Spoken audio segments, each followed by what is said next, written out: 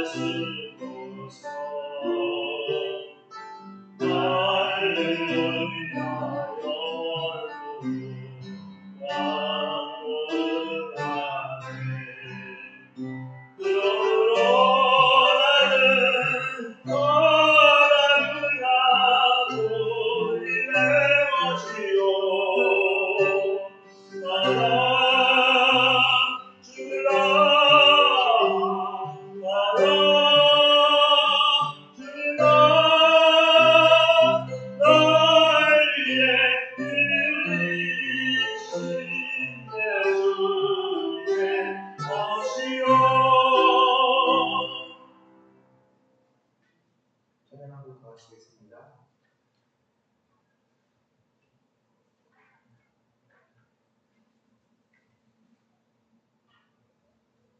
아까 반주했던 게 뭐였죠? 손에 있는 부분보다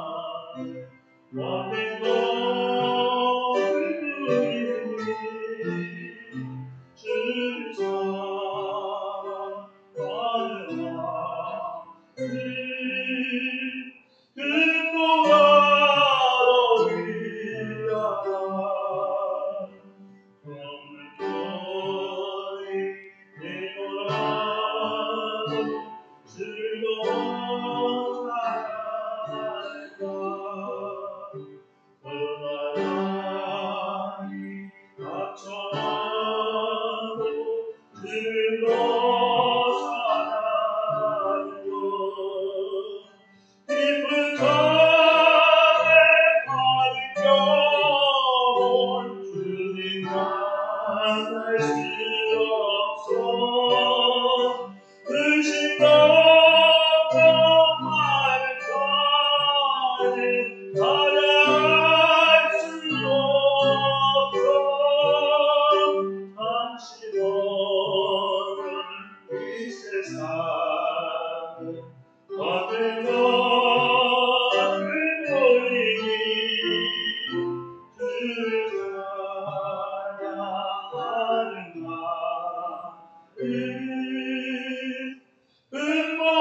금보다도 귀하다 언제나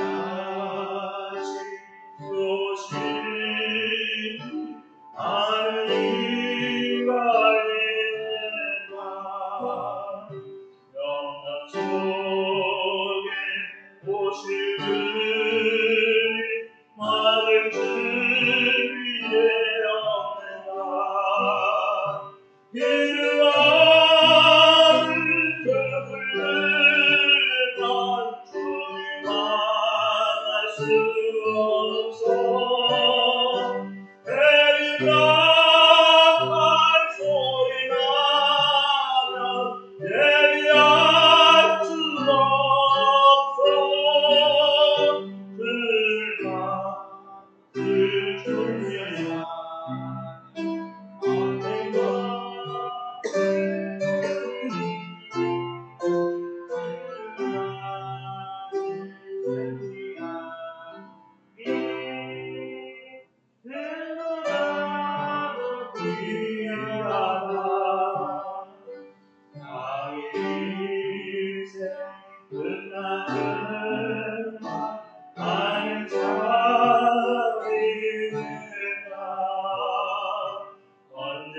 언제라도 본인만한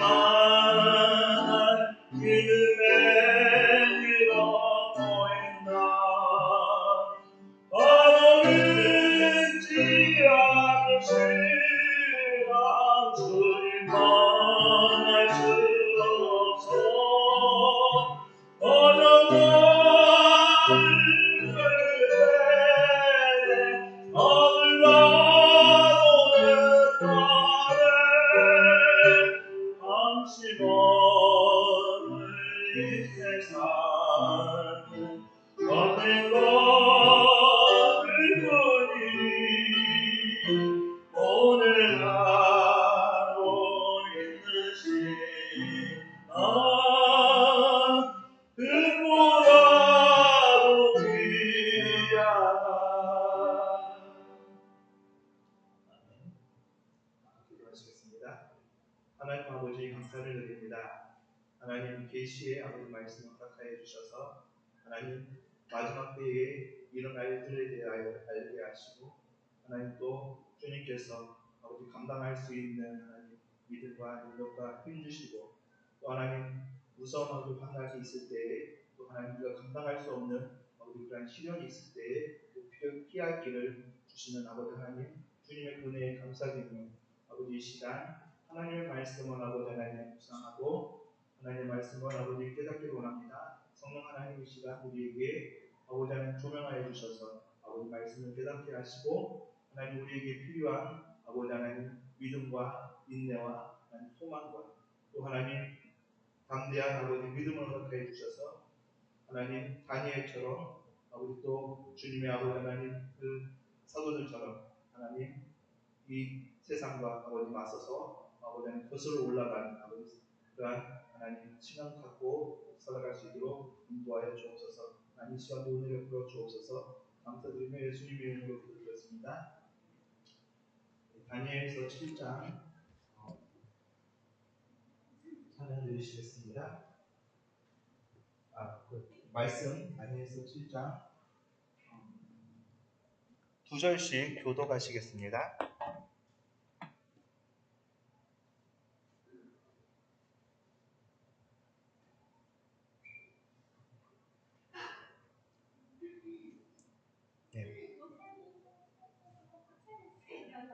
네, 거기 그 다니엘 7장 있어요. 맨 앞에. 네. 바벨론 벨살살 왕 원년에 다니엘이 그의 침상에서 꿈을 꾸며 머릿속으로 환상을 받고 그 꿈을 기록하며 그 일의 대략을 진술하니라. 다니엘이 진술하여 이르되 내가 밤에 환상을 보았는데 하늘에 내 바람이 큰 바다로 몰려 불더니 큰 짐승 넷이 바다에서 나왔는데 그 모양이 각각 다르더라. 첫째는 사자와 같은데 목소리 날개가 있더니 내가 보는 중에 그 날개가 보고 그 땅에서 밀려서 사람처럼 두 발로 서서 또 사람의 마음을 알았더라. 또 우리 다른 짐승 곧 둘째는 곰과 같은데 그것이 몸 한쪽을 들었고 그 이외 이 사이에는 새 갈빗대가 물렸는데 그것에게 그 말하는 자들이 있어 이르기를 일어나서 많은 고기를 먹으라 하였더라. 그 후에 내가 또 본즉 다른 짐승 곧 표범과 같은 것이 있는데 그 등에는 새 날개 넷이 있고 그 짐승에게 또 머리 넷이 있으며 권세를 받았더라. 내가 한참 가운데 그 다음에 본 넷째 짐승은 무섭고 놀라우며 또 매우 강하여 또 새로 된 큰 이가 있어서 먹고 부서뜨리고 그 나머지를 발로 밟았으며 이 짐승은 전에 모든 짐승과 다르고 또 열 뿔이 있더라. 내가 그 뿔을 지금 8절 읽어요. 유심히 보는 중에 다른 작은 뿔이 그 사이에서 나더니 첫 번째 뿔 중에 셋이 그 앞에서 뿔까지 으스렸으며 이 작은 뿔에는 사람의 눈 같은 눈들이 있고 또 입에 있어 말을 하였더라. 오늘 거 안 드렸어요? 네, 내가 보니 왕자가 놓이고 옛적부터 항상 계신 이가 좌정하셨는데 그의 옷은 희기가 눈 같고 그의 머리털은 깨끗한 양의 털 같고 그의 보좌는 불꽃이요 그의 바퀴는 타오르는 불이며 불이 강처럼 제가 2절씩이에요. 예, 불이 강처럼 흘러 그의 앞에서 나오며 그를 섬기는 자는 천천히요 그 앞에서 모셔선 자는 만만이며 심판을 베푸는데 티끌이 펴 놓였더라.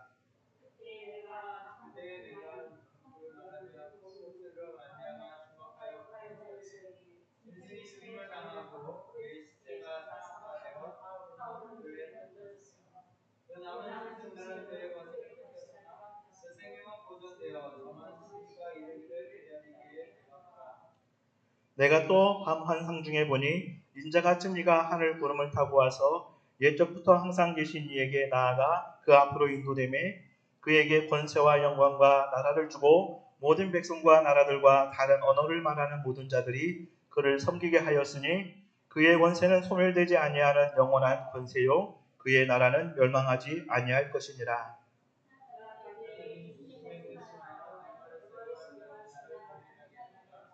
내가 그 곁에 서서 장수 중 하나에게 이르러서 이모는 일의 진상을 물으매 그가 내게 말하여 그 일의 수고세를 알려주며 이르되 그 내 큰 짐승은 세상에 일어날 내 왕이라 지극히 높으신 이의 성도들이 나라를 얻으리니 그 누림이 영원하고 영원하고 영원하리라.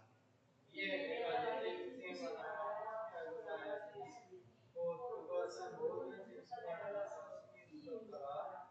그 짐승이 먹고 부서지는 나무를 발로 밟았으며 또 그것의 머리에는 열 뿔이 있고 그 외에 또 다른 뿔이 나오매 새 뿔이 그 앞에서 빠졌으며 그 뿔에는 눈도 있고 말하는 눈도 있고 그 모양이 등에 뿔보다 더 크더라. 내가 본즉 이 뿔이 성도들과 더불어 싸워 그들에게 이겼더니 옛적부터 항상 계신 이가 와서 지극히 높으신 이의 성도들을 위하여 원한을 풀어주셨고 때가 이름에 성도들이 나라를 얻었더라.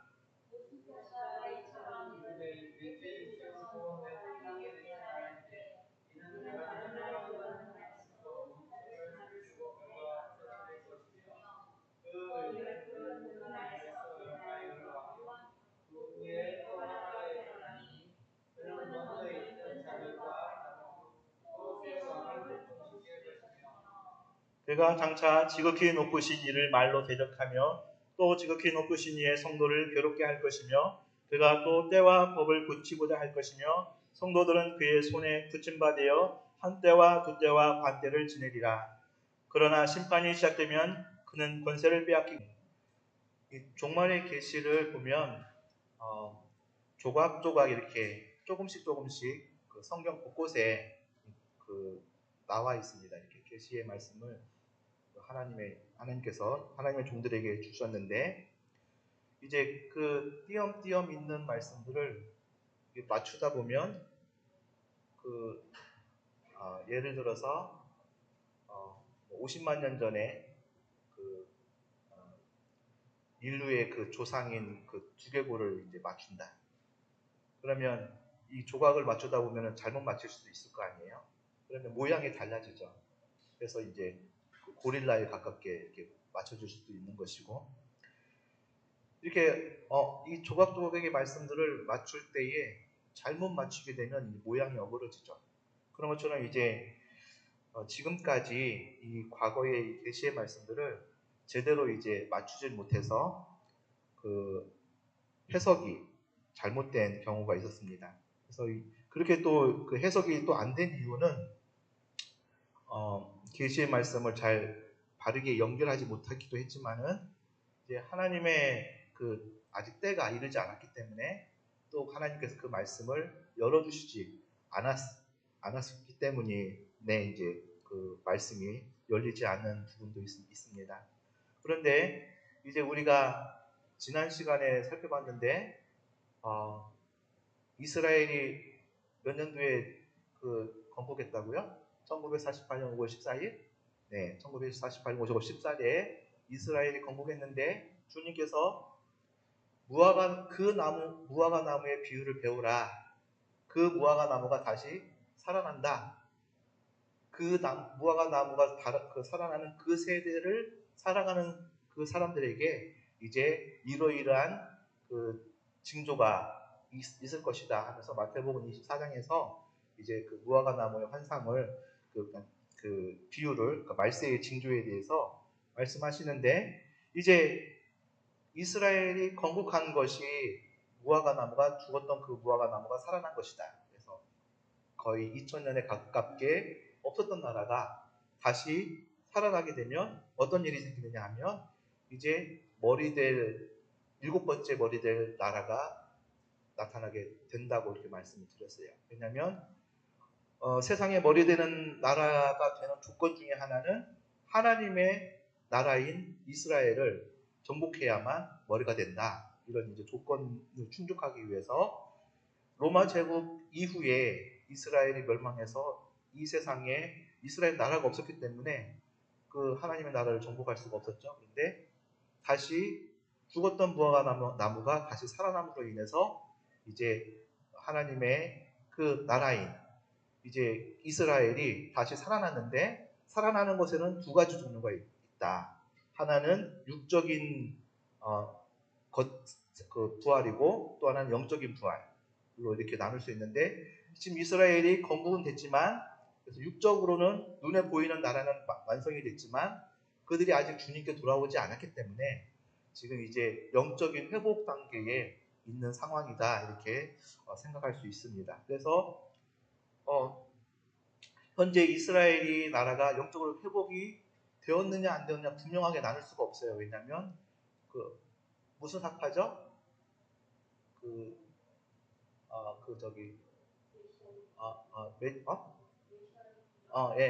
메시아닉주 다시 예수님을 믿는 그 이스라엘 이제 종교 지도자들이 나오기 시작했거든요. 그리고 많은 표적들이 나타나서 많은 이스라엘 사람들이 이제 예수님을 주님으로 영접하고 있는 상황입니다. 그래서 이스라엘의 그 무화과 나무가 영적으로도 지금 이제 회복되는 그런 상황인데 주님께서 뭐라고 하시냐면 여름이 오기 전에 종말이 오늘 그 나무를 이제 저주를 하셨잖아요. 그건 뭐냐면 이제 여름 타작마당이다. 그 무화과 나무의 열매는 가을에 따는데 지난 시간에 제가 여름 타작마당이다. 그래서 여름이라는 기간은 종말의 때다 이렇게 말씀을 드렸어요. 그래서 이스라엘 나라가 영적으로까지 회복이 되지만 열매를 다 맺지 못하는 그 시기에 이제 주님이 또 재림한다는 그런 메시지가 있습니다. 그래서 이제 지금 다시 건국된 이스라엘을 보고 있는 지금 우리들, 이 세대를 지금 살아가고 있는 우리들이 이 세대에 속한 그런 사람이다라고 생각을 해야 영적으로 유익하다 이렇게 말씀을 드렸어요. 이 세대를 뭐 30년으로 잡을 거냐, 60년으로 잡을 거냐, 80년으로 잡을 거냐 이렇게 많은 말들이 있지만 그 2세대의 기간을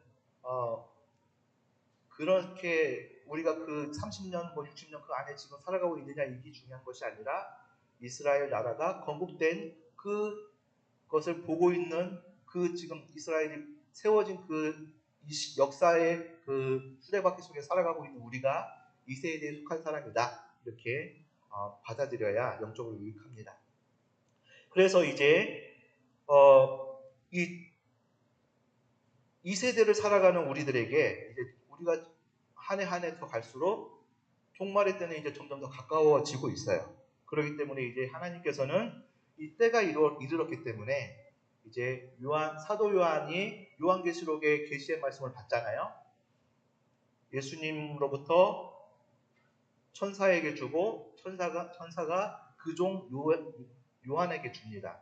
그리고 그 요한은 그 받은 계시의 말씀을 요한계시록의 말씀은 종들의 말씀이라고 그 말씀을 맨 처음 시간에 말씀을 드렸는데 종에서 종으로 이어지는 계시의 말씀이거든요. 그래서 천사도 예수님의 종이고 사도 요한은 종의 대표자이고 이제 이 말세를 살아갈 때에 그 14만 4천의 하나님의 종들이 이제 세워지게 되는데 그때 그 종들은 목회자가 아니다 이렇게 말씀을 드렸어요. 그 14만 4천의 하나님의 종들은 이제 하나님께서 이마에 인을 친 자다. 그래서 이마에 하나님 것, 예수님 것. 그래서 그 도장을 받으면 이제 그 도장을 천사들에게 예수님이 이제 위임하죠. 그러면 그 위임받은 도장을 옥새를 들고 돌아다니면서 신실한 그 사람이 이제 그 하나님의 권세를 줄 사람에게 그 천사들이 인을 치는 거예요.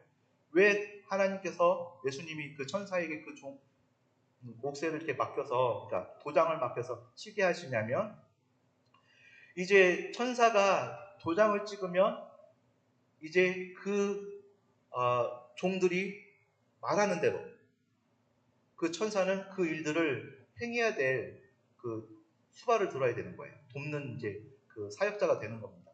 그렇기 때문에 천사가 자기가 찍었기 때문에 그 자기에게도 책임이 있기 때문에 다시 되물릴 수가 없는 거예요. 이 사람은 자격이 안 되는데 내가 잘못 찍었어 이렇게 그 말을 돌릴 수가 없는 겁니다. 그렇기 때문에 주님께서는 이제 천사에게 그 도장을 주시고 천사가 자기가 이제 그 예언을 하나님께서 세우신 종들이 이사야처럼 이제 엘리야처럼 그런 기적을 행한다고 말씀하셨거든요.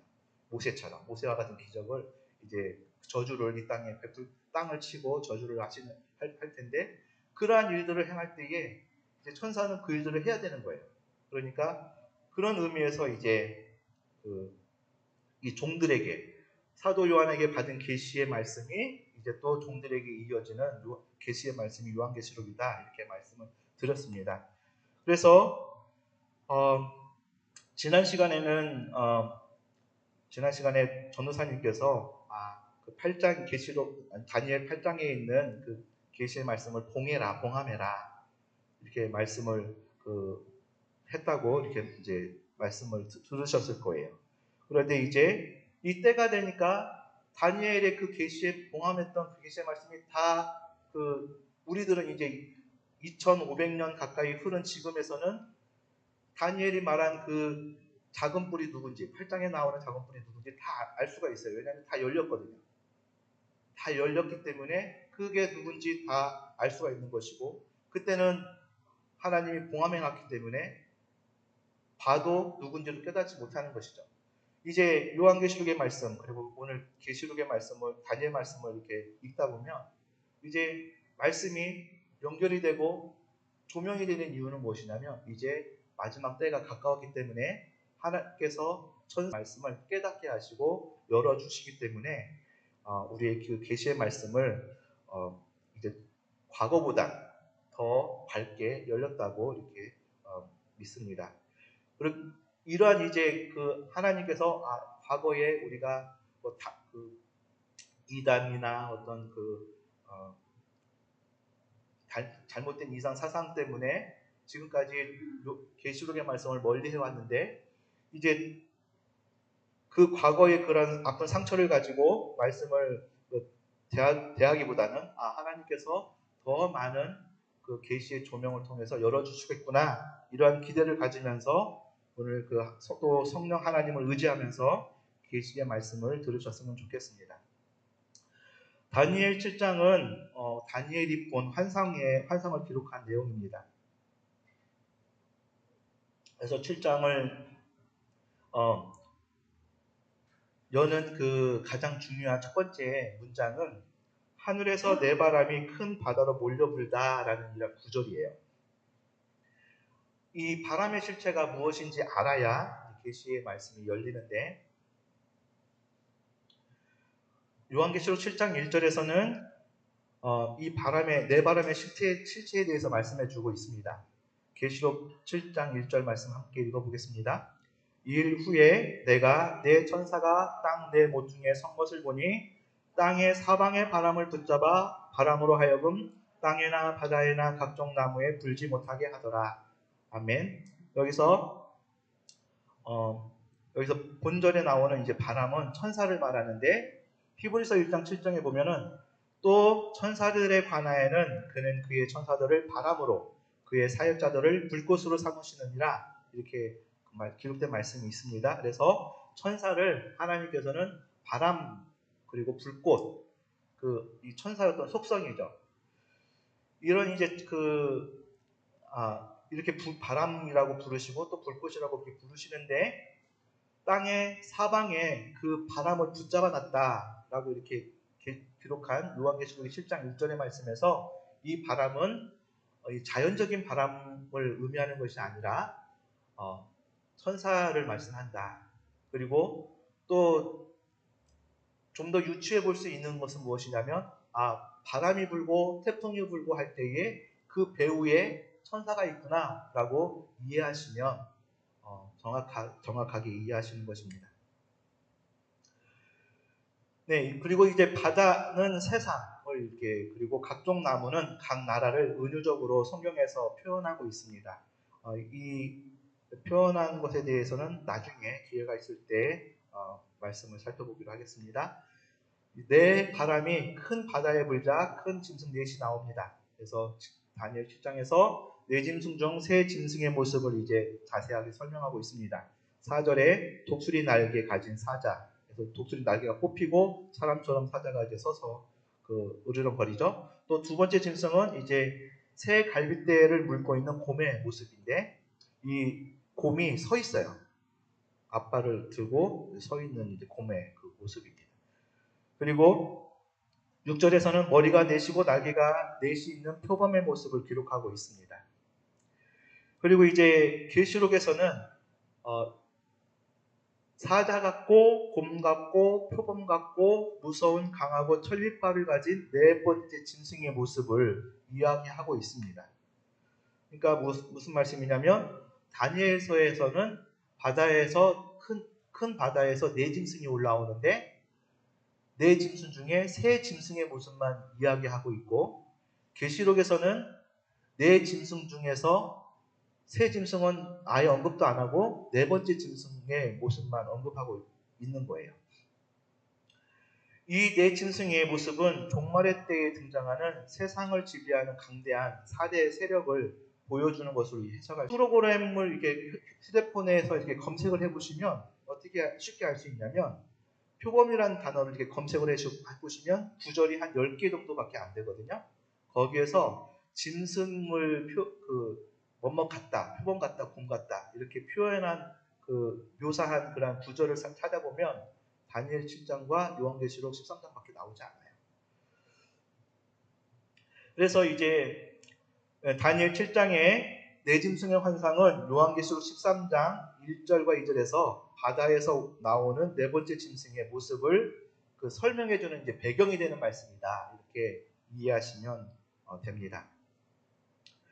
이제 네 짐승이 올라오면 다니엘서에서는 네 짐승이 서로 전쟁을 벌이고 네 번째 짐승이 첫 번째 사자 같은 짐승에게서 사자의 권세를 상징하는 입을 빼앗고 두 번째 짐승인 곰 같은 짐승에게서는 가장 큰 힘을 가지고 있는 곰의 앞발을 빼앗고 세 번째 짐승인 표범 같은 짐승에게서는 표범의 가장 큰 표범을 표현하는 속도, 가장 빠른 짐승이잖아요. 그 표범의 그런 모습을 보여주는 표범의 가죽 무늬를 빼앗아서 그 세 짐승의 권세를 모두 다 가지고 있는 그 짐승의 모습으로 요한계시록 13장에서 사자 같다, 곰 같다, 그리고 표범 같다 이렇게 그 형상으로 이렇게 말씀하고 있습니다.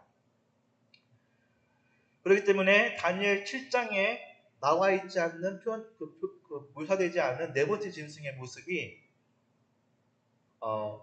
요한계시록 13장에 새 짐승의 모든 권세를 가지고 있다 이렇게 기억하고 가시면 될 것 같습니다. 여기서 지금 제가 하늘에 내 바람이 분다.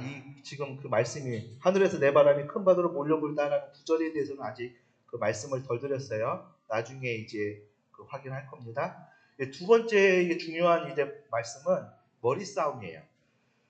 짐승들이 이제 싸우고 네 번째 짐승이 이제 이깁니다. 그런데 다니엘이 이긴 짐승이 살펴보니까 다른 짐승과 다르게 뿔이 10개가 있다 이렇게 말씀하고 있습니다.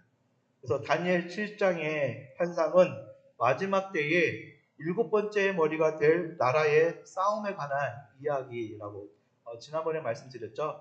이 네 짐승이 올라온 때는 그 도표를 보면서 제가 이 느부갓네살 왕의 환상인 그 금신상의 발등상의 부분 해당되는 부분이다 이렇게 말씀을 드렸습니다.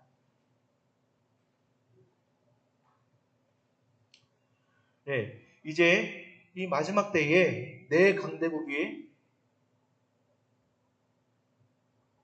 전쟁을 하고 승패가 결정됩니다. 그러면 지금 저희는 어느 이 전쟁이 일어난 이후에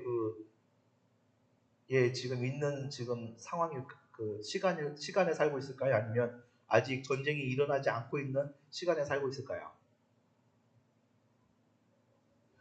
지금 전쟁이 세계대전이 1차 세계대전, 2차 세계대전이 일어났잖아요.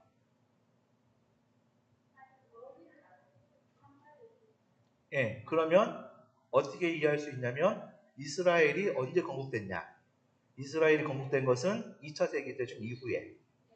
예, 그리고 그렇기 때문에 이 네 짐승의 전쟁은 이제 이스라엘 건국된 이후에 일어나는 일이잖아요. 그러니까 아직 지금 이 전쟁이 일어나지 않았다. 이렇게 이해하시면 좋을 것 같습니다.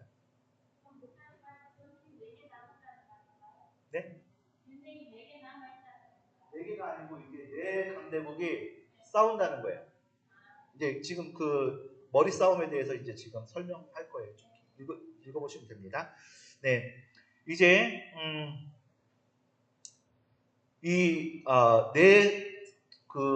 세력에 이제 전쟁이 일어났는데, 이 다니엘 7장이 그 역사적 배경을 지금 보여주고 있다는 겁니다. 그리고 이제 이 네 짐승이 가지고 있는 네 번째 짐승이 이제 승리해요. 그런데 다니엘의 그 시선이 10뿔의 중심을 두지 않고 이제 작은 뿔에 초점을 가지고 있는 것에 주목해야 합니다. 그래서 다니엘이 10뿔 가진 네 번째 짐승의 뿔을 유심히 보는 중에 또 다른 작은 뿔이 나는 것을 보고 이제 다니엘의 그 시선이 이제 작은 뿔에 주목하고 있는데 작은 뿔이 자라나면서 10뿔 중에서 이제 3뿔이 빠지는 그런 모습을 보이는 거죠. 이제 그런데 이제 다니엘서에서는 7장에도 작은 뿔이 나오고 8장에도 작은 뿔이 나오는데 이 작업불이 각각 다르다라고 말씀을 드렸어요. 그래서 지난 시간에 여름에 대한 이중적인 의미, 그리고 작업불에 대한 이중적 의미, 제가 이렇게 적그리스도에 대한 이중적 의미에 대해서 말씀드렸잖아요. 네, 다니엘서 7장 8절 말씀을 한번 같이 읽어보겠습니다.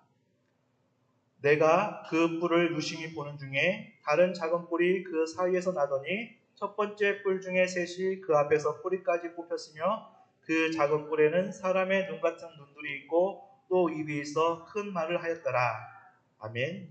그러니까 이 다니엘의 주목하는 그 시선을 이렇게 따라가셔야 돼요. 우리는 그 다니엘이 보니까 하나님이 다니엘에게 그 환상을 보여주셨고 또 다니엘이 그 본 환상들을 저희는 따라갈 그 필요가 있습니다.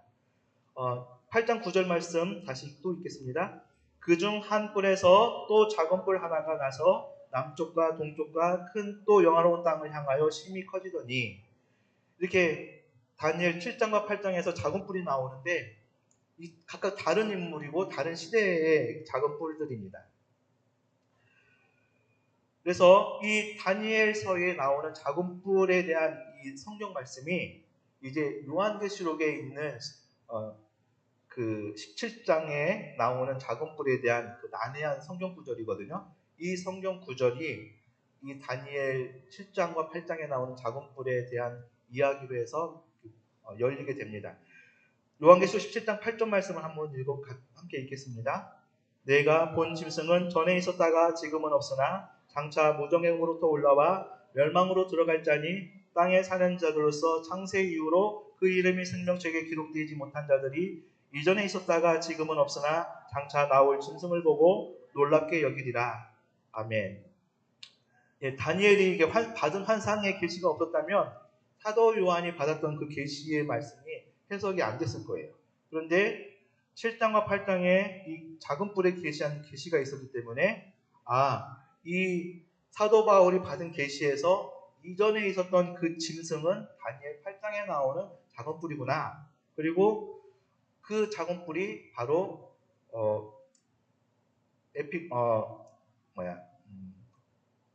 셀루쿠스 왕조에서 안티오코스 에피파네스 4세구나. 이것을 이제 역사적으로 알 수 있다는 거예요. 그리고 이제 또 다니엘 7장에 나오는 작업뿔은 아직 이르지 않은 그 작업뿔, 적그리스도를 가리킨다는 것을 이제 사도 요한의 그 계시의 말씀에서 이해할 수가 있습니다. 이해가 되셨나요? 여기서 보면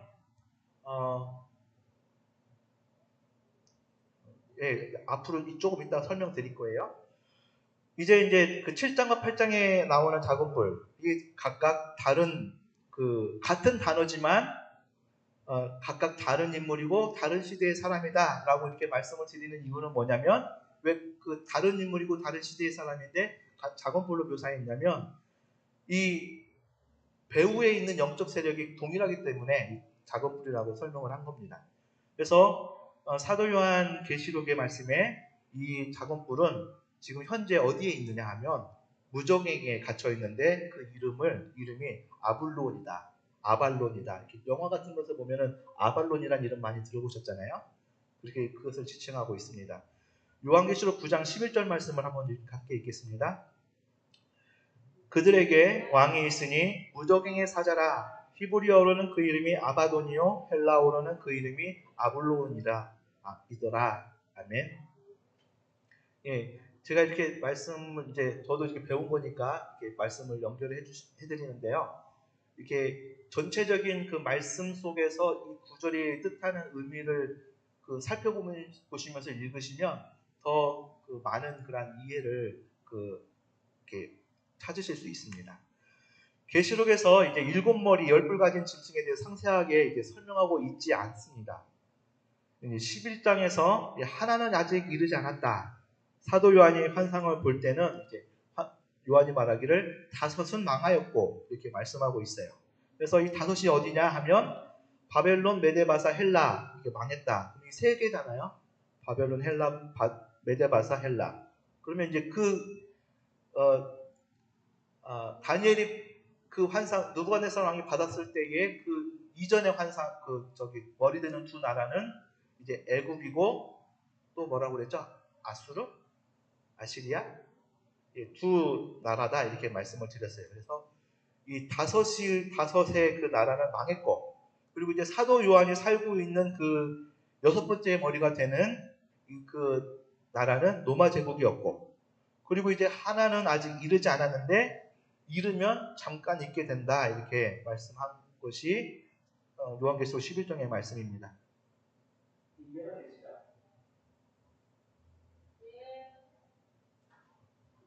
좀 어려울 거예요. 다니엘 7장 말씀이 저희 그 목회 저희 종말계시록 세미나를 듣다 보면 요한계시록 뭐 19장, 13장 다니엘 갔다가 막 왔다 갔다 하니까요. 정신을 못 차려요. 그래서 뭔 말씀인지 잘 이해를 못 하거든요. 그러니까 특히 요한계시록 말씀 중에 이 적그리스도에 대한 말씀이 굉장히 어렵습니다. 그러니까 영적인 방해가 있다고 해요. 그러니까 이 말씀을 한 번 듣고 두 번 듣고 이렇게 계속 복습하시다 보면 조금 더 이렇게 말씀이 열리시게 될 거예요. 그러니까 맨 처음에 아직 좀 아리까리 하시더라도 쭉 따라와 보시면 될 것 같습니다. 네. 예, 지금 사도 요한이 다섯은 망했고 하나는 있고 하나는 아직 이르지 않았다 할 때 지금 하나는 있고라고 하는 머리 되는 나라가 로마 제국인 거예요.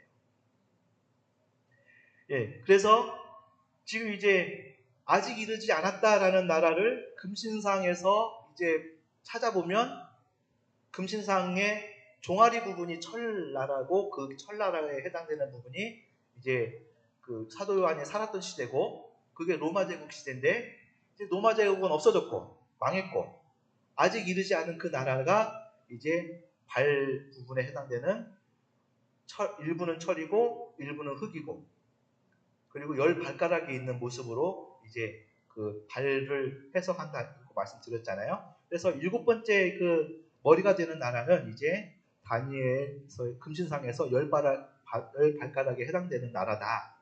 지난번에 이렇게 말씀을 드렸어요. 그리고 다니엘 7장에서는 열불 열왕의 이제 나라에서 새로 돋아나는 8번째 왕이 있다. 8번째 뿔이 있다. 작은 뿔에 대해서 이렇게 말씀하고 있습니다. 왜 8번째 왕이라고 이렇게 표현했느냐? 지난번에 설명드렸는데 왜냐하면 10개 뿔 중에서 작은 뿔이 돋아나면서 몇 개가 빠졌어요? 3개가 빠졌어요. 그럼 몇 개 남아요? 7개 남죠. 그죠? 7개 남는데 작은 뿔이 하나 나왔잖아요. 그러면 총 뿔이 몇 개 있어요? 8개잖아요. 예. 10 빼기 3 더하기 1 해서 8개죠.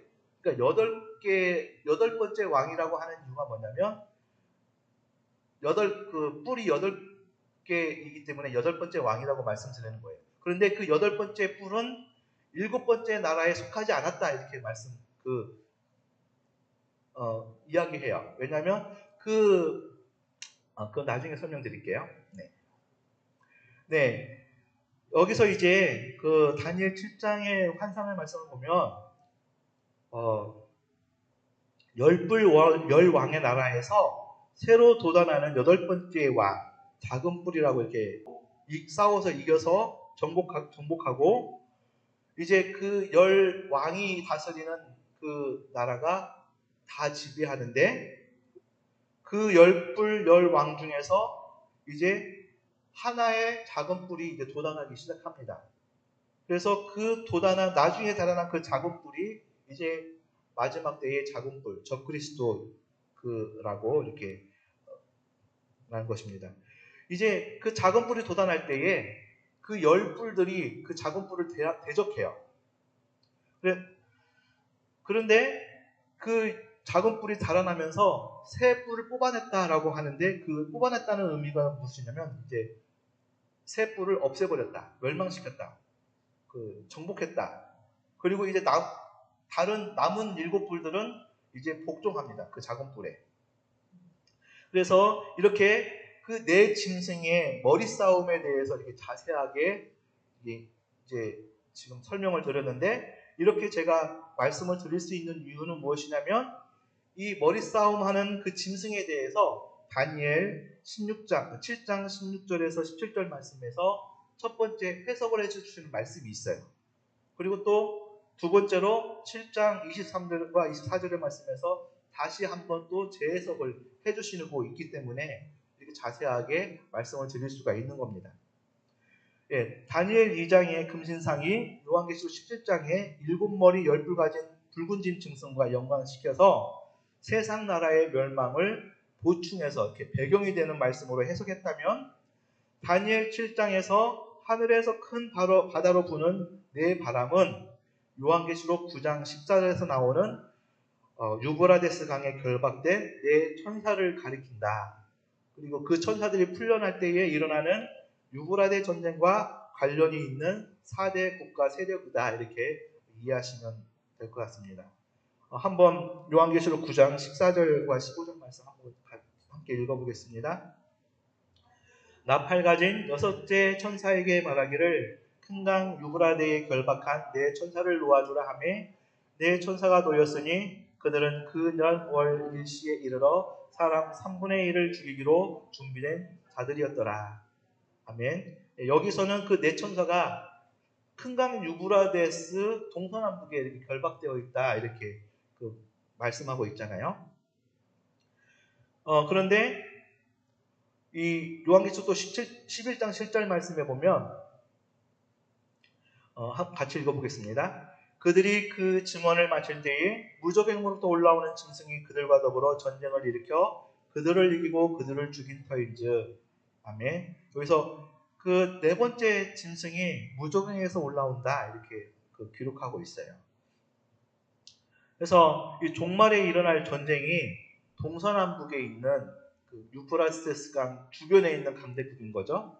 그래서 그 왕들의 모습을 제시하면서 상호 이렇게 연결해 주면서 해석해 주고 있고요. 이 7절 말씀에서 보면 그들은 그러니까 요한계시록 11장 7절 말씀이에요.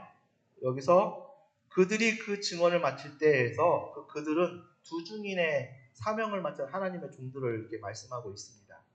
그러니까 이제 유브라데스 전쟁이 제3차 세계대전이 일어나는 때는 언제냐면 하나님의 종들이 천사들로부터 인을 받은 이후에 일어나는 거예요.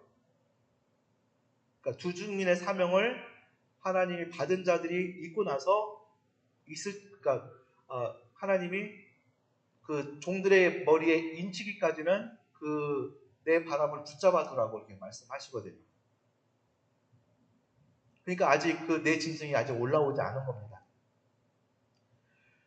예, 이제 그 종들이 종들의 사명 이마에 받은 그 종들의 사명이 끝마치게 되면 이제 다니엘 7장에 그 작은 뿔이 이제 나와서 큰 전쟁을 일으킨다, 이렇게 이해하시면 될 것 같습니다. 시간이 있으실 때에 이제 다니엘 7장, 요한계시록 9장, 그리고 11장 이 말씀을 전체적으로 이렇게 살펴보시면서 제가 드린 그 교재를 따라서 이렇게 순서대로 이렇게 읽어보시면 이렇게 추적해서 이렇게 조명하는 글을 이해하시면서 이렇게 추적해서 읽어보시면 종말에 이루어질 일들을 그 순서들을 이해하시는데 도움이 될 겁니다. 예수님께서 이제 6번째 인을 떼시면 이제 5번째 인을 떼실 때에 종들의 이마에 인을 치잖아요.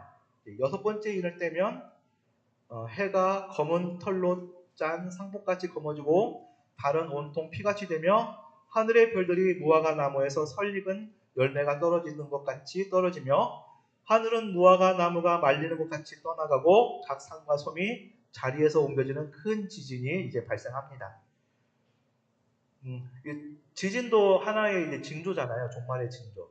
그런데 이 지진이 정확한 그 종말의 때를 가르쳐줄 수 없는 이유는 무엇이냐면 이 지진이라는 것은 100년 전에도 있었고 200년 전으로 있었고 주기적으로 뭐 50년 주기로 100년 주기로 이렇게 지진이 일어나기 때문에 정확한 때를 짚을 수가 없죠. 그런데 지진이 지금 일어나는 빈도나 강도나 이런 큰 그런 규모를 통해서 점점 이제 지진이 일어날 때마다 종말이 가까웠구나라고 알 수가 있어요. 그래서 하나님께서 왜 지진을 이렇게 일으키시냐면 종말의 때에 이제 깨우는 겁니다. 땅을 흔들어서 자는 사람을 깨울 때 흔들잖아요. 일어나라. 이렇게 깨우는 것처럼 지진을 하나님의 땅을 흔드는 이유는 이제 영적으로 깊은 잠에 자고 있는 그러한 이제 성도들을 깨우시기 위해서. 그러니까 지진이 일어날 때마다 깨어나야 되는 거예요. 우리는 영적으로 깨어나야 되는 겁니다. 지진이 일어날 때 깨어나지 않으면 이제 큰일이 나는 거죠.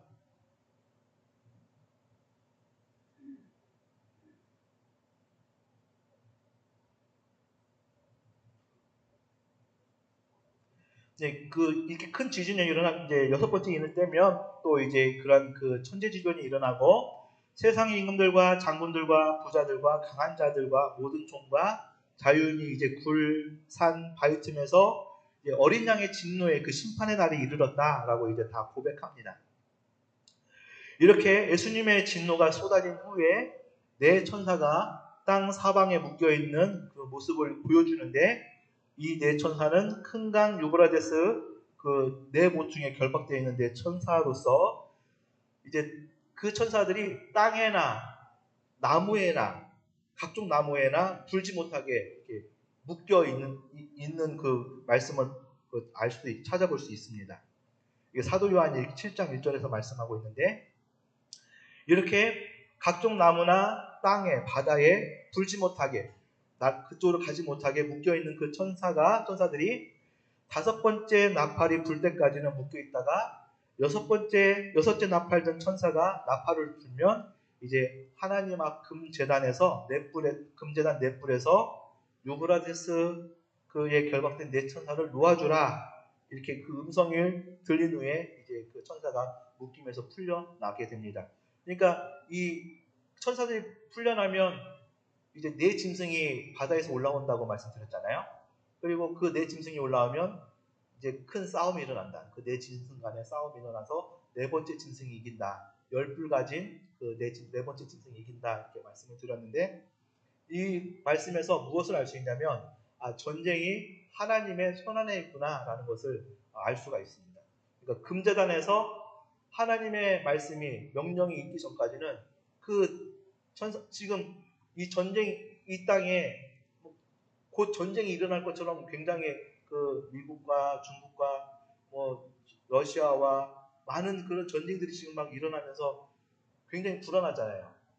우리나라도 북한과 언제 전쟁이 일어날지 못한 그런 항상 그 불안한 그런 가운데 있는데 이렇게 온 세상이 전쟁이 일어날 그런 분위기 가운데 있더라도 전쟁이 일어나지 않고 있는 이유는 무엇이냐면 그 내 바람을 붙잡고 있는 사람이 있기 때문에 그러니까 그 바람이 불지 못하도록 막고 있는 자가 있기 때문입니다. 네, 이게 6번째 나팔이 불면 풀리게 되는데 이제 그 네 천사가 풀리면 지정된 연월 일시에 사람의 3분의 1이 죽임을 당하게 될 것이라고 이렇게 기록하고 있습니다. 큰 강 유브라데에 결박된 천사가 놓여지면 하늘에 네 바람이 큰 바다로 몰려 불고 큰 짐승 넷이 이제 바다에서 각기 다른 모양을 가지고 올라오는 모습이 다니엘서 7장 2절과 3절에서 나옵니다. 그래서 요한계시록 7장, 9장 그리고 다니엘 7장에 나오는 네 바람과 네 짐승을 간단하게 이제 정리하면 큰 사방 큰 강 유브라데스에서 묶여 있는 네 바람이 천사들이 이제 그 세상으로 큰 나라로 들어가지 못하게 막고 있기 때문에 이제 막고 있는 것이 그런데 놓이게 되면 하늘에서 있는 네 바람이 큰 바다를 향해 불고 이제 바다는 세상을 들었는데 세상으로부터 이제 큰 네 짐승이 나오게 된다. 이렇게 요약할 수 있습니다. 제가 이렇게 그 요약한 것을 설명드린 내용들을 시간을 내서 이렇게 또 각 장별로 살펴보시면 종말의 때 일어나는 역사적인 배경을 이해하시는 데 도움이 되실 것입니다. 이 도움이 되는데 이제 조금 더 이해할 수 있는 말씀이 있다면 스가랴 6장 5절 말씀입니다. 함께 읽어보겠습니다. 천사가 가로되 이는 하늘의 내 바람인데 온 세상의 주 앞에서 모셨다가 나가는 것이라 하더라. 아멘. 여기서 지금 다니엘서 7장 1절에서 나오는 하늘의 내 바람이라고 말씀드렸잖아요. 그런데 이 스가랴에서 하늘의 내 바람이 나옵니다. 그래서 이 내 바람은 주 앞에서 모셨다가 나가는 것이다. 천사라고 말씀을 드리는 거예요. 이렇게 이 하늘에 부는 내 바람, 묶여있는 그 내 바람이 스가랴의 또 이 말씀을 통해서 연결이 됩니다. 하늘의 내 바람은 천사들을 말하고 이제 천사의 그 바람은 전쟁의 바람을 말합니다. 그래서 큰 바다는 성경의 용례상 이제 이방 세계나 사단의 세력을 상징한다는 점에서 이제 하나님을 대적하는 세상의 악한 세력이다. 이렇게 이해하시면 될 것 같습니다. 말씀이 절반밖에 안 했는데 지금 11시 반이네요. 단 12시 지금 넘은지 알고 조금 더 하겠습니다.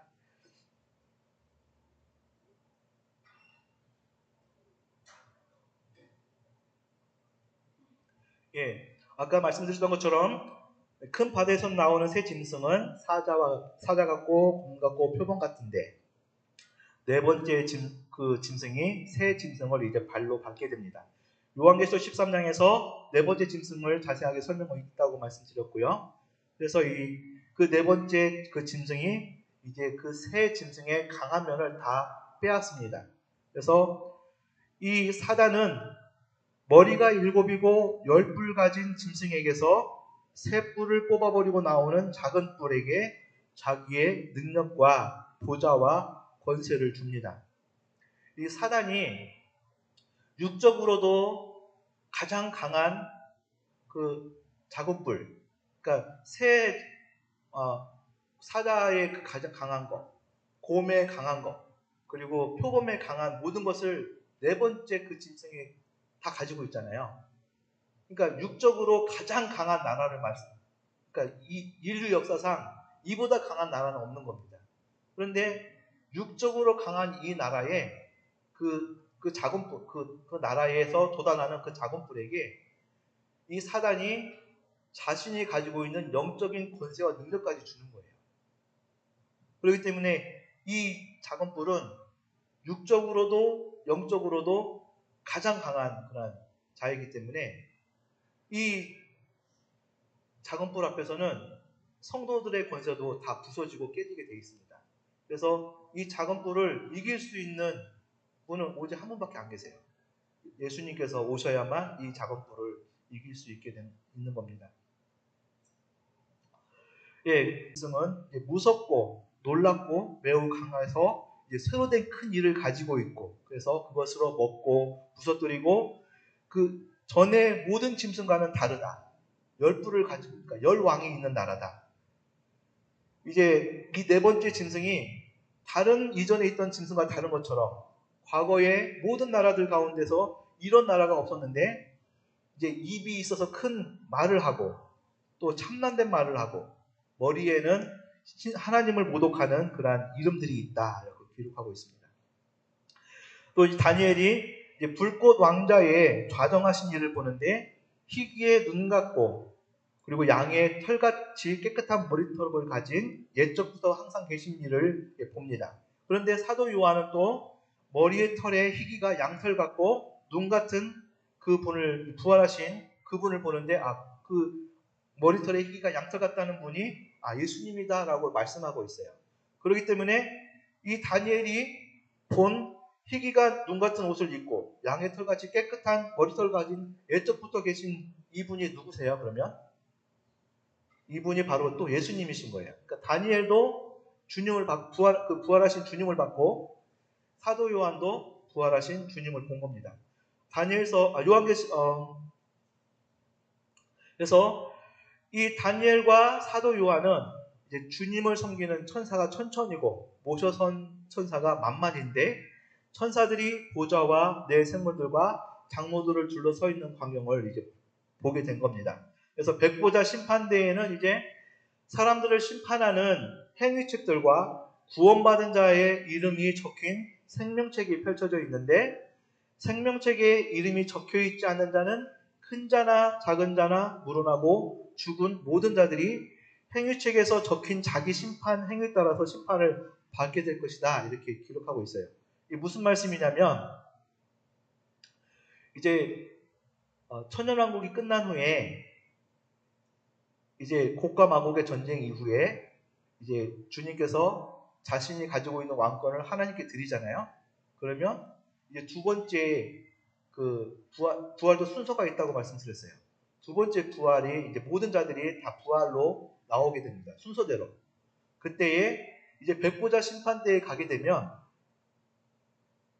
백보자 심판대에는 책이 두 가지 종류의 책이 펼쳐져 있어요. 그 한쪽 먼저 첫 번째는 단수로 되어 있는 책이고 다른 또 한 책은 그 책들이에요.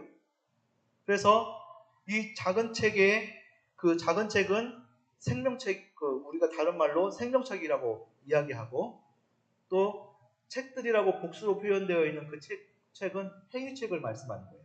그래서 이 행위책은 각 사람마다 자기 인생을 살아온 기록이 적혀 있습니다. 그래서 우리의 그 뒤는 다 지금 천사들이 감시하고 또 우리를 보호하고 하나님이 그 천사를 보내서 우리를 지키신다고 하셨잖아요.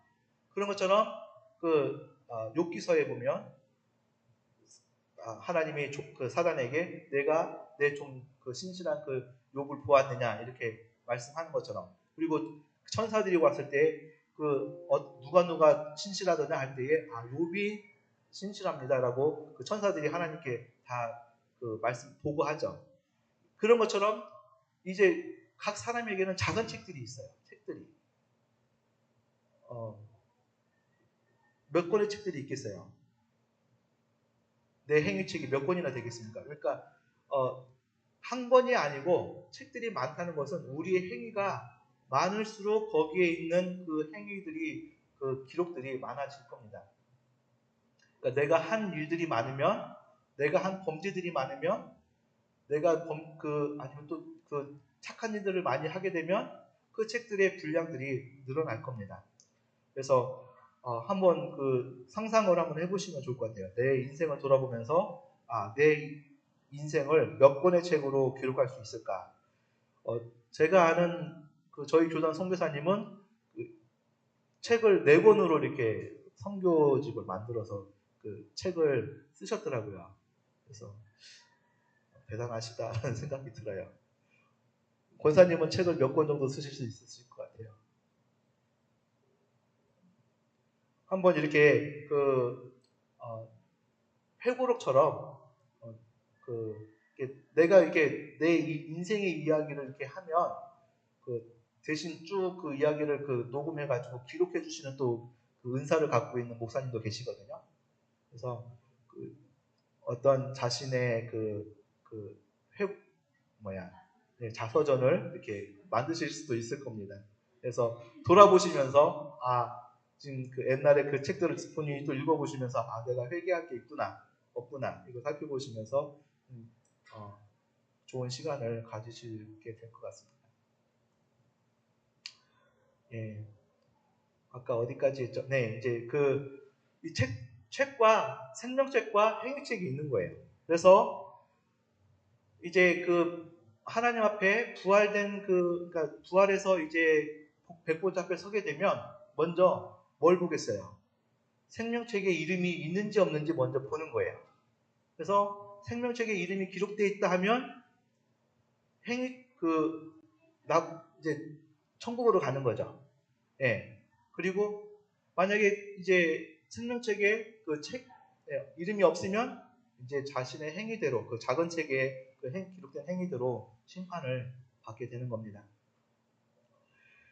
이제 다니엘이 백보자 앞에 행위책을 바라보고 있을 때에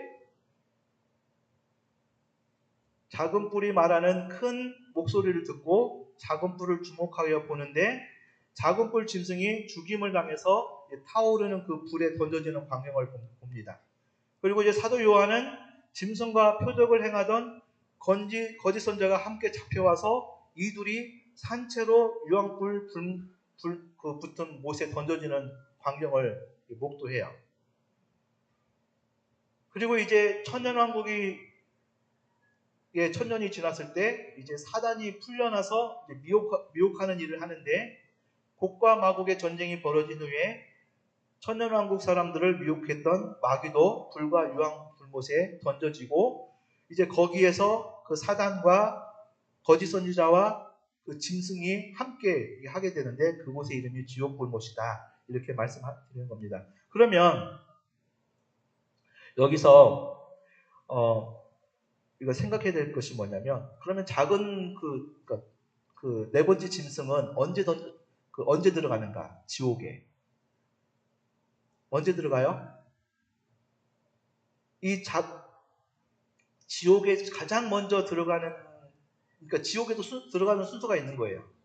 지옥에 가장 먼저 들어가는 게 뭐냐면 짐승과 그 짐승을 따르던 거짓 선지자가 먼저 들어가요. 그런데 그게 언제 들어가냐면 천년왕국 시작할 때 들어가는 거예요. 그러면 이제 이 사단과 그 졸개들은 어디에 있겠어요? 이제 무적행에 갇혀 있겠죠. 왜냐하면 이 무적행에 갇혀 있던 아블론이 나올 때에 무적행에서 나오잖아요. 그 무적행은 뭐냐 하면 그 감옥으로 치면 우리가 이해할 수 있는 감옥으로 치면 임시 형무소 같은 거예요. 그러니까 경찰서에 큰 경찰서에 가면 거기에 유치장이 있잖아요. 그 유치장에 임시로 가둬놓는 거죠. 그리고 재판이 끝나면 진짜 이제 감옥에 들어가잖아요. 그러니까 이제 이 백보자 심판 때가 진짜 재판을 하는 장소고 그 재판을 거치면 이제 지옥에 가는 것처럼 아직 재판을 거치지 않은 이 사단과 이런 그 사람들은 무적행에 갇혀 있는 거죠. 그리고 이제 이 말씀에서 보면 그럼 사단은 언제 들어가냐? 그 말씀할 때 그 천년왕국 마지막 때에 사단이 한번 천년왕국에 있는 그 사람들을 또 유혹하기 위해서 풀려나잖아요.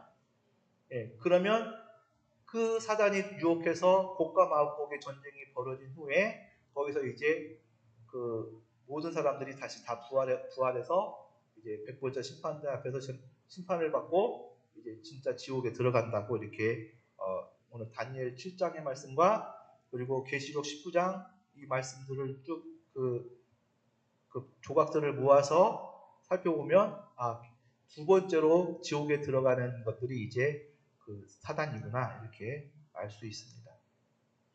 이제 다니엘이 두 번째 이제 환상을 보는 게 나옵니다. 예수님께서 다섯 번째 인을 떼실 때에 제단 아래에 죽임을 당한 그 순교자의 그 영혼들이 하나님께 이제 호소합니다. 우리의 원수를 갚아달라. 언제까지 우리의 원수를 안 갚아주실 겁니까? 라고 요청할 때에 하나님께서는 그들에게 흰 두루마기를 주시면서 잠시만 기다려라. 아직 순교자의 그 수가 아직 차지 않았다. 그래서 그 마지막 때에 한때, 두때, 반때에 수많은 사람들이 죽임을 당하는데 그 순교자의 수가 차게 되면 이제 그때까지 기다리라고 이렇게 말씀하시는 겁니다.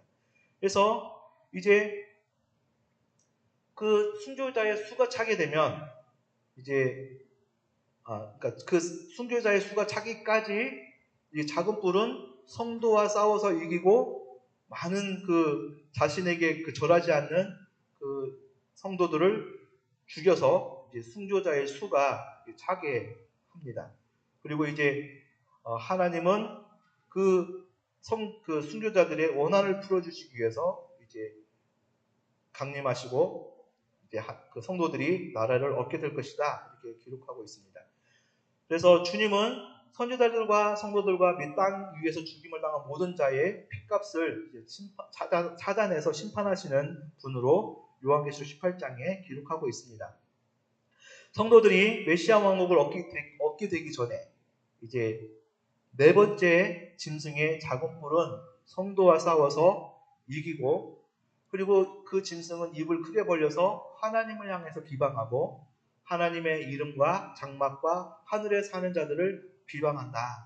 그리고 권세를 받아서, 사단의 권세를 받아서, 그 사단의 영적인 권세를 받아서 그 성도를 싸워서 이기고 온 족속과 백성과 방언, 온 세계를 다 다스리는 권세를 얻게 된다. 이렇게 기록하고 있습니다. 그래서 그때의 죽임을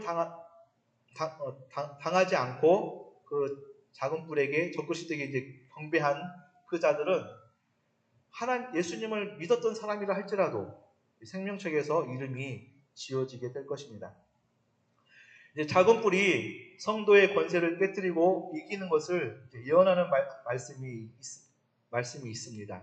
다니엘서 7장 22절 말씀 함께 읽겠습니다.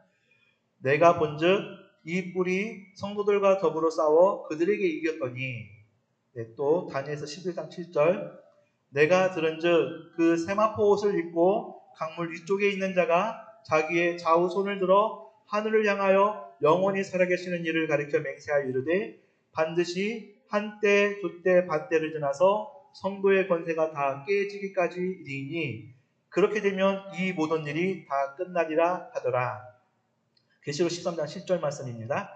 또 권세를 받아 성도들과 싸워 이기게 되고 각 족속과 백성과 방언과 나라를 다스리는 권세를 받으니, 아멘. 그러니까 이 작은 뿔이 육적으로도 가장 강한 그 나라들의 모든 것을 다 얻었어요. 사자의 이빨을 얻고, 곰의 앞발을 얻고, 그리고 표범의 날쌘 그 발을 얻고, 그리고 이제 영적으로도 사단의 능력과 권세를 받았어요. 그래서 이 작은 뿔의 권세가 얼마나 대단한지 성도의 권세를 다 깨뜨립니다. 그리고 온 세상을 다 이제 복종시킵니다. 다 다스리게 됩니다. 이 성도의 권세가 다 깨지게 되면 이제 모든 일이 끝나게 된다라고 말씀하고 있습니다. 그러므로 이제 그 마태복음 24장 16절 말씀에, 그리고 계시록 12장 6절 말씀에 멸망에 가장한 것이 거룩한 곳에 서는 것을 보게 될 때에 유대인들은 산으로 도망하게 되고 이방 성도들은 광야로 도망해서 생명을 보존해야 하는 것입니다. 이때에 이제 성도들에게 요구되는 것이 무엇이냐면 인내와 믿음이다. 그리고 순교할 각오다. 이렇게 다니엘이 이야기하고 있습니다. 모신 자가 이제 그 두 번째 환상에서 그 옛적에 계신 분을 모신 자가 이제 다니엘에게 넷째 짐승과 짐승에서 나오는 열뿔과 작은 뿔에 대해서 이렇게 말씀해 주셨고요. 그래서 그 작은 뿔이 모든 것을 다 부서뜨릴 것이다. 전쟁할 것이다. 그리고 그 전쟁에서 네 번째 나라가 일어나서 인력이 무섭고 이제 대단할 것입니다. 그래서 엘리야가 이제 하늘에서 불을 내려서 재물을 태워서 기적을 행했던 것처럼 적그리스도 또한 이제 이러한 엘리야와 같은 그런 능력과 표적과 기적을 베풀고 어떻게 할 수만 있으면 어떻게 해서든지 자신이 그리스도다, 예수님이다, 재림 예수님이다 이렇게 얘기하면서 성도들을 미워할 것이다 라고 성경은 기록하고 있습니다. 그래서 사도 바울이 뭐라고 말씀하냐면 자신이 로마 그 제국 시대에도 적그리스도의 세력이 활동했다. 그런데 아직 그 적그리스도의 그 실체를 맡고 있는 자가 있어서 맡고 있다 이렇게 말씀하고 있어요. 그 적그리스도의 실체는 맡고 있지만 그 쫄개들이나 그 쫄개들이 사도 바울의 때에 로마 제국 때에도 교회 안에서 거짓 교리로 교회 안에 들어와서 활동하고 있다 이렇게 기록하고 있는데, 그 사도 바울의 때에 적그리스도의 그 쫄개들이 활동하고 있다면 지금 우리가 살고 있는 지금 이때에는 얼마나 더 많은 그 적그리스도의 그 쫄개들이 또 이 교회 안에서 활동하고 있겠습니까? 그러니까 그것을 짐작하면서 오늘날 우리가 이 교회 안에 있는 거짓 교사 그리고 사도 바울의 때보다 더 많은 이제 거짓 교리들을 이 지금 들어와 있다는 것을 유념하시면서 말씀들을 잘 분별하시면서 받아들이셔야 할 것입니다. 그래서 사도 바울이 말씀하신 것처럼 이 사도 바울의 때에 적그리스도를 나오지 못하게 막고 있는 자가 있다. 그래서 그 불법한 자를 나오지 못하게 막고 있는 것처럼 유브라데스의 그 네 바람이 불지 못하게 붙잡고 있는 그 막는 자가 있다. 그런데 그 네 바람이 이제 큰 바다로 풀려나서 불게 되면 네 마리의 짐승이 나오게 된다. 이렇게 이해하시면 좋을 것 같습니다. 그래서 작은 뿔이 출현할 때에 이제 출현하면 하나님의 때와 법을 바꾸어서 이제 자신이 하나님이다. 나에게 경배하라. 이렇게 요구할 때에 성도들이 죽음이 두려워서 짐승에게 경배하거나 미혹을 받게 되면 이제 그 미혹을 받고 그 짐승표를 받게 되면 생명책에서 이름이 지어지게 될 것입니다. 그러니까 이런 말씀을 하잖아요. 어떤 그러니까 믿음이 좋은 분들도 아니 천국은 믿음으로 가는 거지 표를 받고 안 받는다고 가느냐. 그래서 그 베리칩이나 이것이 그 표 하나 못 받았다고 해서 지옥에 가겠냐 이렇게 말씀하잖아요. 왜냐하면 이신칭의가 분명하니까 믿음으로 가는 거지 그 칩 하나 받고 안 받은 그 행위 하나로 인해서 지옥과 천국이 어떻게 결정되냐. 지금 그러니까 뭐냐면 지금 이 시대에 그 짐승표를 적용하면은 안 되는 거예요. 이 그 짐승표를 받고 안 받고의 이 것으로 구원이 분명하게 나눠지는 시기는 후사년 반대에 일어나는 그 이야기입니다. 그러니까 그때에는 짐승표를 받느냐 받지 않느냐에 따라서 믿음이 있느냐 없는 자로 분명하게 그 쭉정이와 가라지로 분명하게 나눠지게 돼 있어요. 이해하시겠어요? 짐승표가 지금 짐승이 안 나왔잖아요. 예. 짐승이 아직 안 나왔잖아요. 그러니까 베리칩이 그러니까 짐승표에는 나중에 짐승표에 대해서 이제 또 한 번 있을 수